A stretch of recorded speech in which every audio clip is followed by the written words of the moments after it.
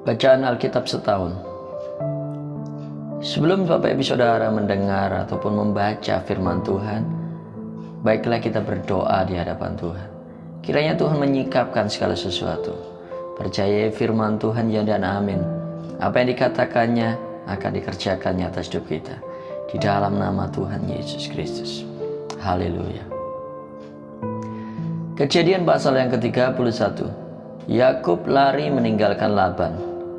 Kedengaranlah kepada Yakub anak-anak Laban berkata demikian, Yakub telah mengambil segala harta milik ayah kita, dan dari harta itulah ia membangun segala kekayaannya. Lagi kelihatan kepada Yakub dari muka Laban bahwa Laban tidak lagi seperti yang sudah-sudah kepadanya. Lalu berfirmanlah Tuhan kepada Yakub, pulanglah ke negeri nenek moyangmu dan kepada kaummu, dan aku akan menyertai engkau. Sesudah itu Yakub menyuruh memanggil Rahel dan Lea untuk datang ke padang, ke tempat kambing dombanya. Lalu ia berkata kepada mereka, telah kulihat dari muka ayahmu bahwa ia tidak lagi seperti yang sudah-sudah kepadaku, tetapi Allah ayahku menyertai aku. Juga kamu sendiri tahu bahwa aku telah bekerja sekuat-kuatku pada ayahmu. Tetapi ayahmu telah berlaku curang kepadaku dan telah 10 kali mengubah upahku. Tetapi Allah tidak membiarkan dia berbuat jahat kepadaku. Apabila ia berkata, yang berbintik-bintiklah akan menjadi upahmu, maka segala kambing domba itu beroleh anak yang berbintik-bintik. Dan apabila ia berkata, yang bercoreng-corenglah akan menjadi upahmu, maka segala kambing domba itu beroleh anak yang bercoreng-coreng. Demikianlah Allah mengambil ternak ayahmu dan memberikannya kepadaku.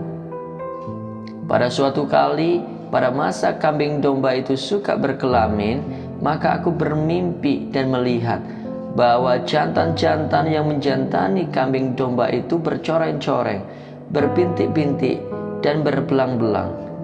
Dan malaikat Allah berfirman kepadaku dalam mimpi itu, Yakub, jawabku, ya Tuhan.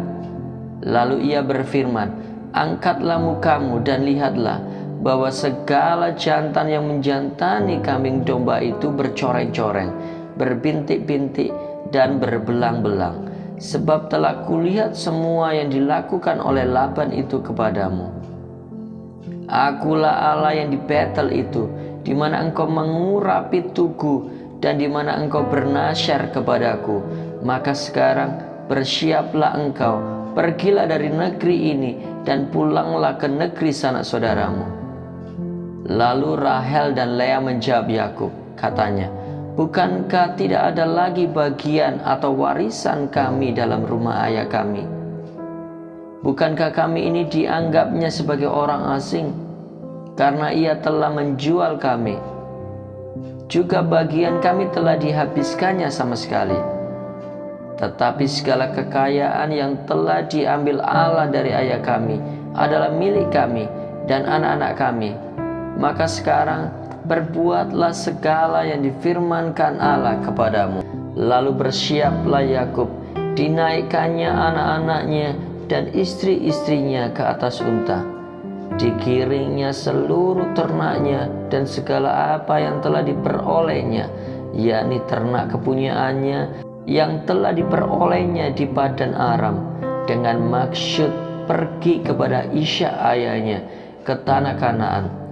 Adapun Laban telah pergi menggunting bulu domba-dombanya.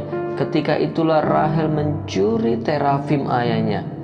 Dan Yakub mengakali Laban, orang Aram itu, dengan tidak memberitahukan kepadanya bahwa ia mau lari. Demikianlah ia lari dengan segala harta miliknya. Ia berangkat menyeberangi sungai Efrat dan berjalan menuju pegunungan Gilead. Laban mengejar Yakub. Ketika pada hari ketiga dikabarkan kepada Laban bahwa Yakub telah lari, dibawanyalah sanak saudaranya bersama-sama. Dikejarnya Yakub 7 hari perjalanan jauhnya, lalu ia dapat menyusulnya di pegunungan Gilead.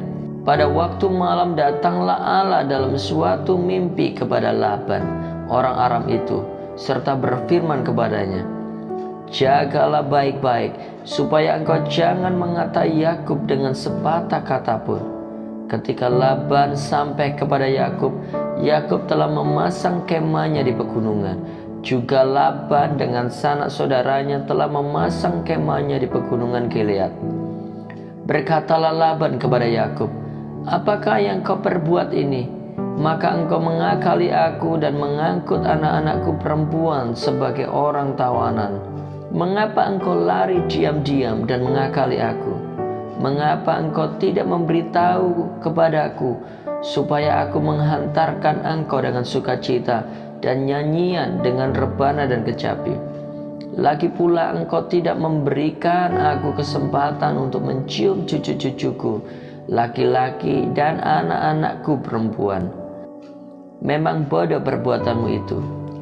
Aku ini berkuasa untuk berbuat jahat kepadamu, tetapi Allah ayahmu telah berfirman kepadaku tadi malam, jagalah baik-baik, jangan engkau mengatai Yakub dengan sepatah kata pun.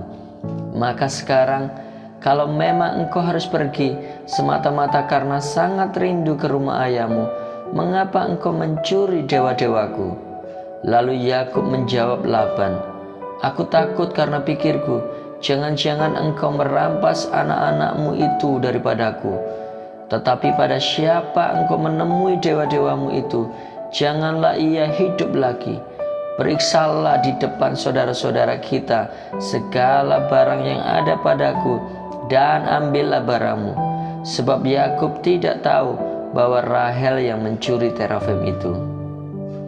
Lalu masuklah Laban ke dalam kemah Yakub, dan ke dalam kemah Lea, dan ke dalam kemah kedua budak perempuan itu. Tetapi terafim itu tidak ditemuinya. Setelah keluar dari kemah Lea, ia masuk ke dalam kemah Rahel. Tetapi Rahel telah mengambil terafim itu dan memasukkannya ke dalam pelana untanya dan duduk di atasnya. Laban menggeledah seluruh kemah itu, tetapi terafim itu tidak ditemuinya.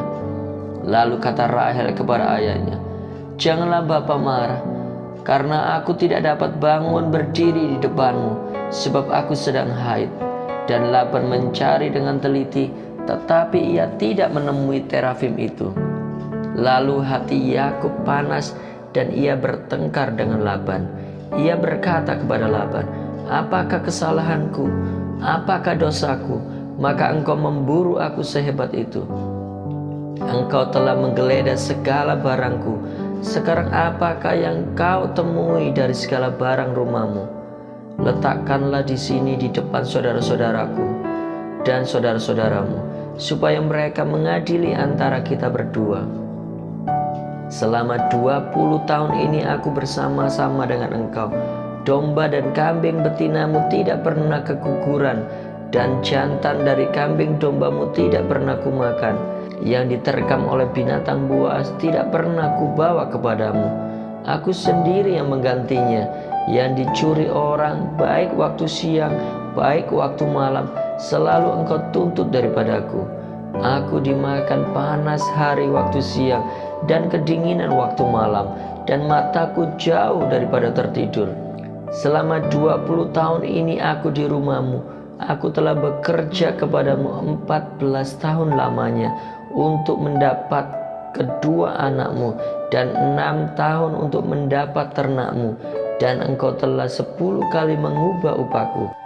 Seandainya Allah ayahku, Allah Abraham, dan yang disegani oleh Ishak tidak menyertai aku, tentulah engkau sekarang membiarkan aku pergi dengan tangan hampa.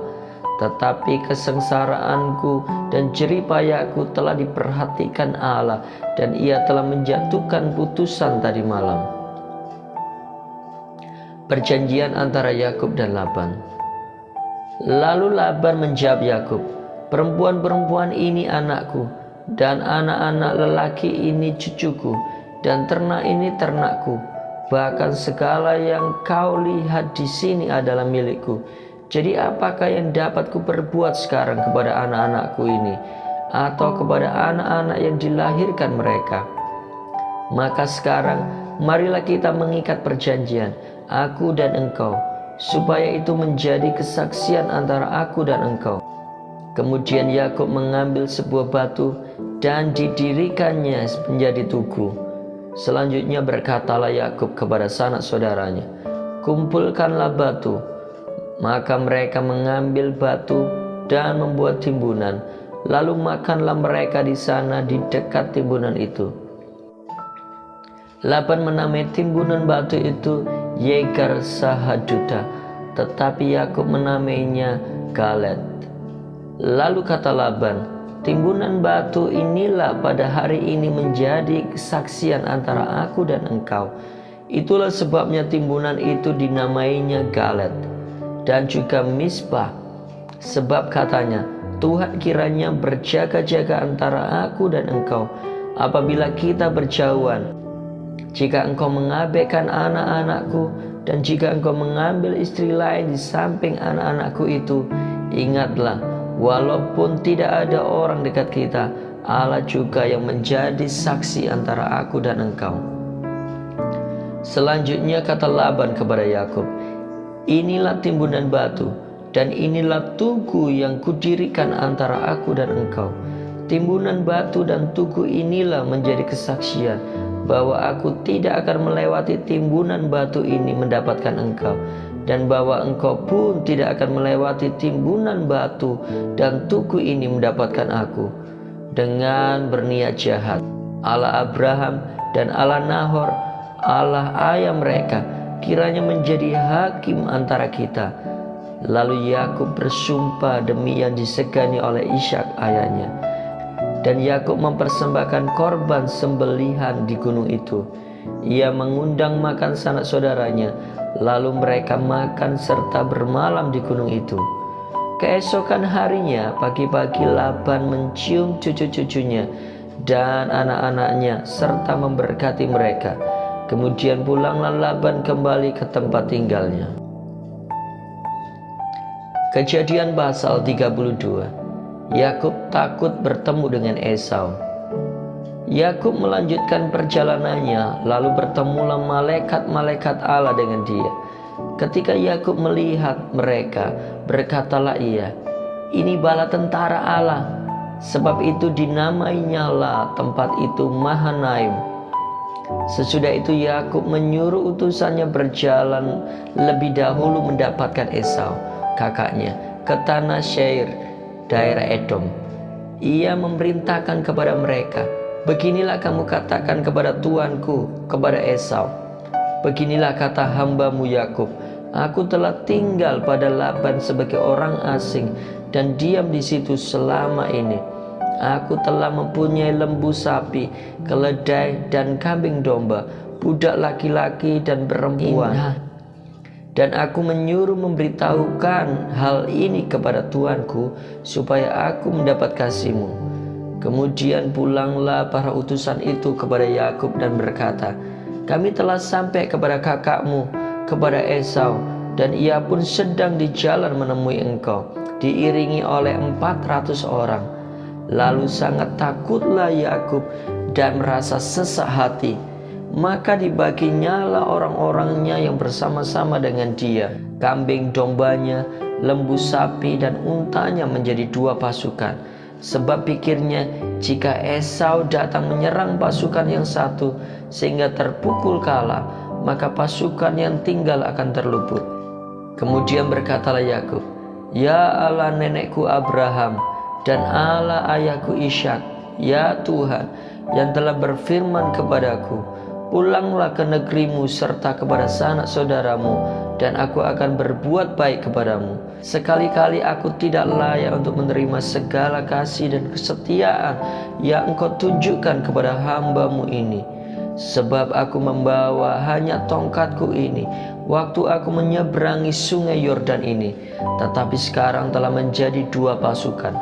Lepaskanlah kiranya aku dari tangan kakakku, dari tangan Esau, sebab aku takut kepadanya. Jangan-jangan ia datang membunuh aku, juga ibu-ibu dengan anak-anaknya. Bukankah engkau telah berfirman, Tentu aku akan berbuat baik kepadamu dan menjadikan keturunanmu sebagai pasir di laut, dan karena banyaknya tidak dapat dihitung.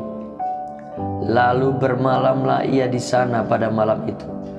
Kemudian diambil nyala dari apa yang ada padanya suatu persembahan untuk Esau kakaknya, yakni 200 kambing betina dan 20 kambing jantan, 200 domba betina dan 20 domba jantan, 30 unta yang sedang menyusui beserta anak-anaknya, 40 lembu betina dan 10 lembu jantan, 20 keledai betina dan 10 keledai jantan.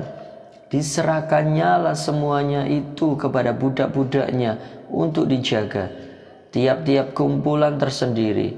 Dan ia berkata kepada mereka, berjalanlah kamu lebih dahulu, dan jagalah supaya ada jarak antara kumpulan yang satu dengan kumpulan yang lain.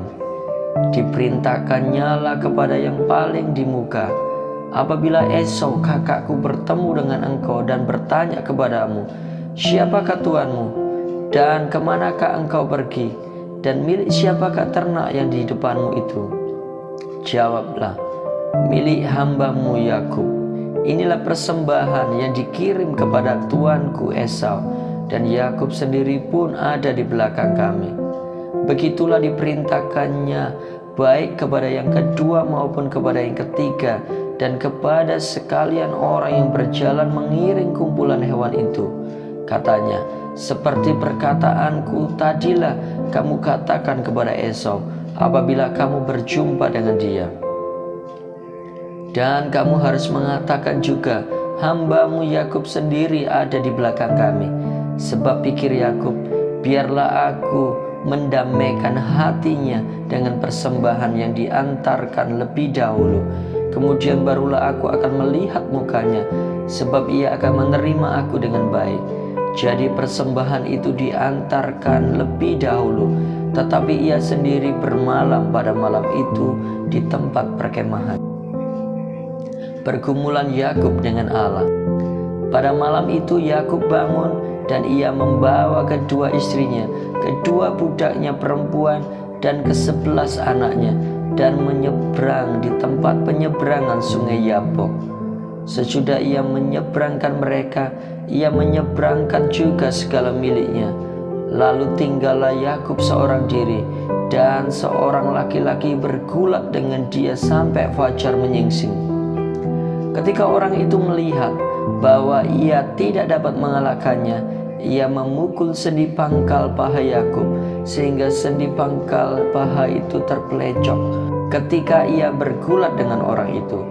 Lalu kata orang itu, biarkanlah aku pergi, karena fajar telah menyingsing. Saud Yakub, aku tidak akan membiarkan engkau pergi jika engkau tidak memberkati aku.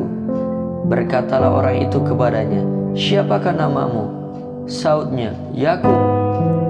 Lalu kata orang itu, namamu tidak akan disebutkan lagi Yakub, tetapi Israel, sebab engkau telah bergumul melawan Allah dan manusia, dan engkau menang. Bertanyalah Yakub, katakanlah juga namamu. Tetapi saudnya, mengapa engkau menanyakan namaku? Lalu diberkatinyalah Yakub di situ. Yakub menamai tempat itu Peniel, sebab katanya, aku telah melihat Allah berhadapan muka, tetapi nyawaku tertolong. Lalu tampaklah kepadanya matahari terbit ketika ia telah melewati Peniel, dan Yakub pincang karena pangkal pahanya. Itulah sebabnya sampai sekarang orang Israel tidak memakan daging yang menutupi sendi pangkal paha, karena dia telah memukul sendi pangkal paha Yakub pada otot pangkal pahanya. Kejadian pasal yang ke-33. Yakub berbaik kembali dengan Esau. Yakub pun melayangkan pandangnya, lalu dilihatnyalah Esau datang dengan diiringi oleh 400 orang. Maka diserahkannyalah sebagian dari anak-anak itu kepada Lea, dan sebagian kepada Rahel, serta kepada kedua budak perempuan itu. Ia menempatkan budak-budak perempuan itu beserta anak-anak mereka di muka. Lea beserta anak-anaknya di belakang mereka, dan Rahel beserta Yusuf di belakang sekali. Dan ia sendiri berjalan ke depan mereka, dan ia sujud sampai ke tanah 7 kali, hingga ia sampai ke dekat kakaknya itu. Tetapi Esau berlari mendapatkan dia, didekapnya dia, dipeluk lehernya, dan diciumnya dia. Lalu bertangis-tangislah mereka. Kemudian Esau melayangkan pandangnya, dilihatnyalah perempuan-perempuan dan anak-anak itu. Lalu ia bertanya, "Siapakah orang-orang yang beserta engkau itu?" Jawab Yakub, "Anak-anak yang telah dikaruniakan Allah kepada hamba-Mu ini." Sesudah itu mendekatlah budak-budak perempuan itu beserta anak-anaknya, lalu mereka sujud. Mendekat jugalah Lea beserta anak-anaknya, dan mereka pun sujud. Kemudian mendekatlah Yusuf beserta Rahel, dan mereka juga sujud. Berkatalah Esau, "Apakah maksudmu dengan seluruh pasukan yang telah bertemu dengan aku tadi?" Jawabnya, "Untuk mendapat kasih tuanku." Tetapi kata Esau, "Aku mempunyai banyak adikku, peganglah apa yang ada padamu." Tetapi kata Yakub, "Janganlah kiranya demikian. Jikalau aku telah mendapat kasih-Mu, terimalah persembahanku ini dari tanganku. Karena memang melihat muka-Mu adalah bagiku serasa melihat wajah Allah, dan Engkau pun berkenan menyambut aku. Terimalah kiranya pemberian tanda salamku ini yang telah kubawa kepadamu, sebab Allah telah memberi karunia kepadaku, dan aku pun mempunyai segala-galanya." Lalu dipujuk-pujuknya lah Esau sehingga diterimanya. Kata Esau, "Baiklah, kita berangkat berjalan terus. Aku akan menyertai engkau." Tetapi Yakub berkata kepadanya, "Tuanku maklum bahwa anak-anak ini masih kurang kuat, dan bahwa beserta aku ada kambing, domba, dan lembu sapi yang masih menyusui. Jika diburu-buru 1 hari saja, maka seluruh kumpulan binatang itu akan mati. Biarlah kiranya tuanku berjalan lebih dahulu dari hamba-Mu ini, dan aku mau dengan hati-hati beringsut maju menurut langkah hewan yang berjalan di depanku, dan menurut langkah anak-anak, sampai aku tiba pada tuanku di Seir." Lalu kata Esau, "Kalau begitu, baiklah, aku tinggalkan padamu beberapa orang dari pengiringku." Tetapi Yakub berkata, "Tidak usah demikian, biarlah aku mendapat kasih tuanku saja." Jadi pulanglah Esau pada hari itu berjalan ke Seir. Tetapi Yakub berangkat ke Sukot, lalu mendirikan rumah, dan untuk ternaknya dibuatnya gubuk-gubuk. Itulah sebabnya tempat itu dinamai Sukot. Dalam perjalanannya dari Padan Aram, sampailah Yakub dengan selamat ke Syichem di tanah Kanaan. Lalu ia berkemah di sebelah timur kota itu. Kemudian dibelinya dari anak-anak Hemor bapa Syichem sebidang tanah, tempat ia memasang kemahnya, dengan harga 100 kesita. Ia mendirikan mezbah di situ, dan dinamainya itu Allah Israel, ialah Allah. Amin. Tuhan Yesus memberkati.